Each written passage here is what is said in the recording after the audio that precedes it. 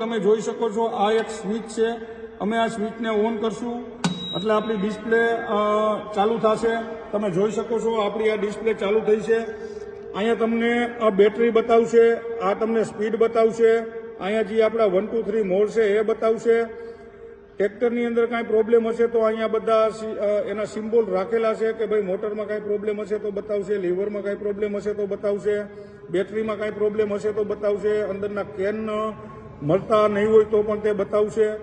માટે આ ડિસ્પ્લેની અંદર બધી જ વસ્તુ શો કરશે। અને આ જે સ્વિચો છે બધી એ તો આપણે મેન્યુઅલ ટ્રેક્ટરમાં આવે એ છે, ઇન્ડિકેટરની છે। અહીંયા અમે એક ચાર્જિંગ પોઈન્ટ આપ્યો છે કે ભાઈ જે ખેડૂતને ચાર્જ કરવું હોય ત્યારે તમારે આની અંદર તમે કેબલ ભરાવી ચાર્જ કરી શકશો। ચાર્જિંગ કરવા તાણે તમારે સ્વિચ ઓન ઓફ કરવાની કોઈ જરૂરિયાત નથી મિત્રો।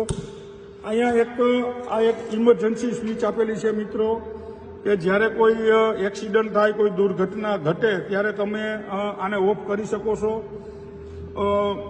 હવે આપણે રહી વાત ચાર્જિંગની, તો મિત્રો અમે તમને બતાવી દઈએ કે આ પોઈન્ટ આપણે ચાર્જિંગ માટેનો આપેલો છે।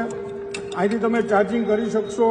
હવે ઘણા બધા ખેડૂતના ફોન આવતા કે ભાઈ તમારું ટ્રેક્ટર ચાર્જિંગમાં હોય ત્યારે ચાલતું નથી, તો આપણું ટ્રેક્ટર ગવર્મેન્ટના રૂલ્સ મુજબ ચાલશે નહીં। જ્યારે તમે ચાર્જમાં મૂકશો ત્યારે આપણું ટ્રેક્ટર ચાલશે નહીં, ખાલી ચાર્જ જ થશે। તો મિત્રો જે પણ લોકોને અમારા ટ્રેક્ટરની ટેસ્ટ ડ્રાઈવ લેવાની હોય છે એ લોકો અમારો કોન્ટેક્ટ કરી શકે છે। તમે જોઈ શકો છો આ એક વ્યોમ ઇલેક્ટ્રિક ટ્રેક્ટર છે, દેશનું નંબર 1 ટ્રેક્ટર છે।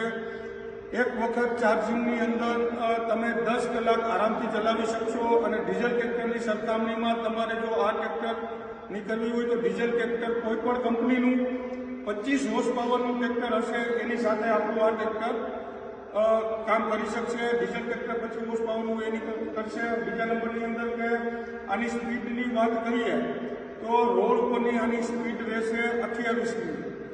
તો મિત્રો વધુ માહિતી માટે અમારી ચેનલને લાઈક કરો, શેર કરો, સબસ્ક્રાઈબ કરો, અને જો તમે ફેસબુકમાં જોતા હોય તો ફોલો કરો। જય હિન્દ, જય ભારત, જય જય ગરવી।